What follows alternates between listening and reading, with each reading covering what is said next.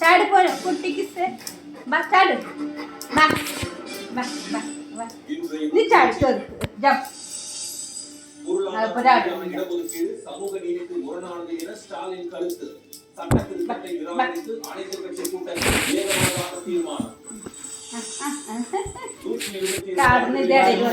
சீர்காழியில் கொட்டிய கனமழை குடியிருப்புகள் தீவாக மாறியதால்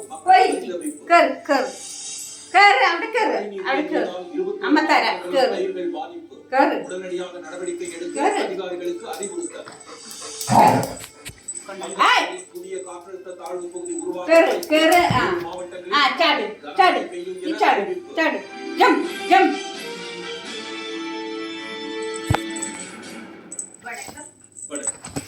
பொருளாதார ரீதியான இடஒதுக்கீடு என்பது சமூக நீதிக்கு முரணானது என்றும் அரசியல் அமைப்பு சட்டத்திற்கு எதிரானது என்றும் முதலமைச்சர் மு.க. ஸ்டாலின் கூறியுள்ளார்.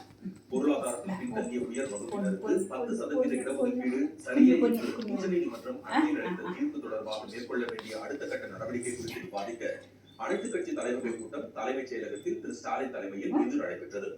இதில் அமைச்சர்கள் திரு துரைமுருகன், திரு ரகுபதி, திரு பொன்முடி, நாடாளுமன்ற உறுப்பினர் திரு வில்சன், காங்கிரஸ், இந்திய கம்யூனிஸ்ட், மார்க்சிஸ்ட், மதிமுக, பாமக, விடுதலை சிறுத்தைகள், மனிதநேய மக்கள் கட்சி, தமிழக வாழ்வுரிமை கட்சி, கொங்குநாடு தேசிய மக்கள் கட்சிகளின் பிரதிநிதிகள் கலந்து கொண்டனர். கூட்டத்தில் உரையாற்றிய திரு ஸ்டாலின் நூற்றாண்டு காலமாக போற்றி பாதுகாத்த சமூக நீதி கொள்கைக்கு பேராபத்து சூழ்ந்திருப்பதாக தெரிவித்தார். இடஒதுக்கீடு என்பதே சமூக ரீதியாகவும் கல்வி ரீதியாகவும் பின்தங்கியவர்களுக்கு என்பதுதான் அரசியலமைப்பு சட்டத்தின் சமூக நீதி வரையறை என்ற அவர் அதற்கு குந்தகம் ஏற்படுத்தும் வகையில் பொருளாதார அளவுகோலை மத்திய பாஜக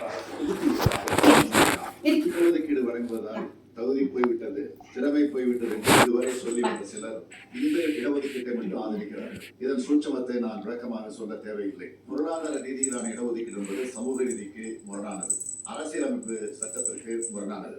தினமும் 2222 ரூபாய் சம்பாதிப்பவர்கள் ஏழைகளா? அந்த வகையில் பார்த்தால் இதன் நோக்கம் முன்னேறிய சாதி ஏழைகளின் வறுமையை ஒழிப்பதாகவும் இல்லை.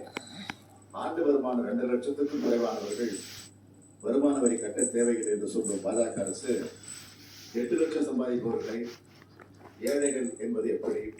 5 நீதிபதிகள் கொண்ட அரசியல் சாசன அமர்வில் 3 நீதிபதிகள் மட்டுமே 10% இடஒதுக்கீட்டை ஆதரித்துள்ளதாகவும், அதே சமயம் 1992ஆம் ஆண்டு 9 நீதிபதிகள் கொண்ட அமர்வு பொருளாதார ரீதியான இடஒதுக்கீடு செல்லாது என்று தீர்ப்பளித்துள்ளதாகவும் திரு ஸ்டாலின் சுட்டிக்காட்டினார்.